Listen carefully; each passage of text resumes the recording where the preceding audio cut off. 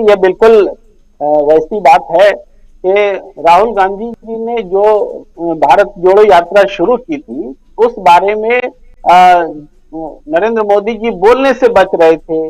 अमित शाह जी जुबान खोलने से बच रहे थे। बीजेपी के नेता भी जो भी कह रहे थे नीचे के रैंक एंड फाइल के, उनका कहना होता था कि ये तो या तो भारत छोड़ो यात्रा है या फिर ये इसका कोई प्रभाव पड़ने वाला नहीं है। लेकिन भारत जोड़ो यात्रा पर बोलने को विवश हुए हैं प्रधानमंत्री नरेंद्र मोदी जी। और जो आप बता रहे हैं आदिवासी, मैं उस विषय पर आता हूं। आदिवासी और वनवासी, ये तो एक ऐसा शब्द है जो झारखंड आंदोलन के दौरान भी इस शब्द पर बहुत विमर्श हुआ करता था।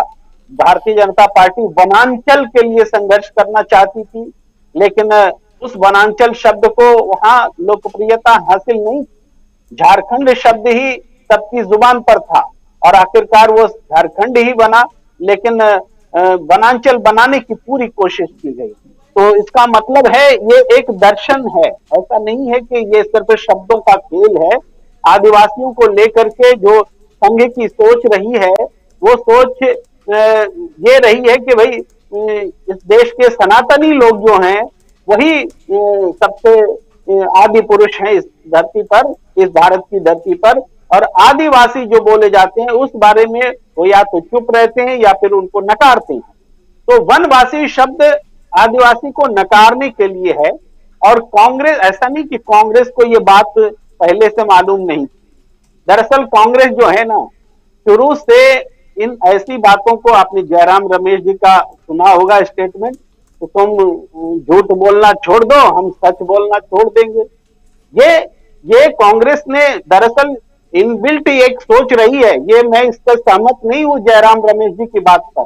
ये बहुत घटिया बात है कि हम कॉम्प्रोमाइज कर रहे हैं सत्य से कॉम्प्रोमाइज। खैर मैं उस विषय पर नहीं जा रहा हूं, लेकिन हम ये कह रहे हैं कि आदिवासी जो वर्ड है उस पर कांग्रेस को भी पहले से मालूम था। लेकिन आज राहुल गांधी के इर्द गिर्द जो लोग हैं वो उस मर्म को, उस शब्द के मर्म को राहुल गांधी को आइडियोलॉजिकली समझाने में कामयाब हुए हैं। कि राहुल गांधी जी ने उस चीज को समझा है कि वनवासी और आदिवासी का मतलब क्या है, और समझा है। उन्हें इस बात को जुबान भी दी है, क्योंकि यही बात वामपंथी बहुत समय से झारखंड में कहते थे वनांचल के विरोध में, और झारखंड के शब्द में खुद झारखंड मुक्ति मोर्चा के लोग कहते थे, लेकिन वो असर नहीं होता था। लेकिन आज कांग्रेस पार्टी के, देश की बड़ी सबसे पुरानी पार्टी के नेता के तौर पर राहुल गांधी जी ने जब ये शब्द कहे हैं वनवासी के खिलाफ और आदिवासी के पक्ष में, तो पूरी आरएसएस से लेकर के भारतीय जनता पार्टी तक डोल गए हैं लोग। नरेंद्र मोदी जी को बोलना पड़ा है। राहुल गांधी जी ने दो शब्द बोला है महाराष्ट्र की धरती से, एक शब्द वनवासी के खिलाफ आदिवासी, और दूसरे सावरकर के नाम पर हिंदुत्व। ये दोनों शब्द जो हैं विचार हैं, और वनवासी और हिंदुत्व का विचार एक आदिवासियों के खिलाफ है, और हिंदुत्व का विचार खुद हिंदुओं के खिलाफ है, उसकी एकजुटता के खिलाफ। तो इसके खिलाफ एक कांग्रेस का दर्शन आया है, और ये जो दर्शन आया है तो इस पर चुप अगर बीजेपी रहती है तो भी मुश्किल है, और बोलती है तो वो कांग्रेस के इस भारत जोड़ो यात्रा को रिकॉग्नाइज करती है, राहुल गांधी के इंपॉर्टेंस को रिकॉग्नाइज करती है, उनके बोलने को महत्व देती है।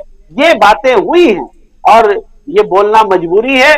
आदिवासी शब्द को 58 बार अगर उनको बोलना पड़ा है तो इसका मतलब है कि उनको अपने सिद्धांत से समझौता करना पड़ा है, वनांचल पर सफाई देनी पड़ी है, अपने अतीत के इतिहास को एक तरह से गाली देनी पड़ी है। वो मानना पड़ेगा उनको। वनांचल शब्द जो है एक पूर्वाग्रह से ग्रसित शब्द है, आदि सही शब्द है आदिवासियों के लिए, चाहे आप वोट की राजनीति के लिए माने या आदिवासियों का सम्मान करने के लिए माने, लेकिन ये आपको मानना पड़ेगा। राहुल गांधी ने ये मनवाया है। 58 बार बोलने का मतलब है कि राहुल गांधी ने जो नैरेटिव सेट किया उसके सामने भारतीय जनता पार्टी को झुकना पड़ा। जी बिल्कुल, प्रधानमंत्री नरेंद्र मोदी अगर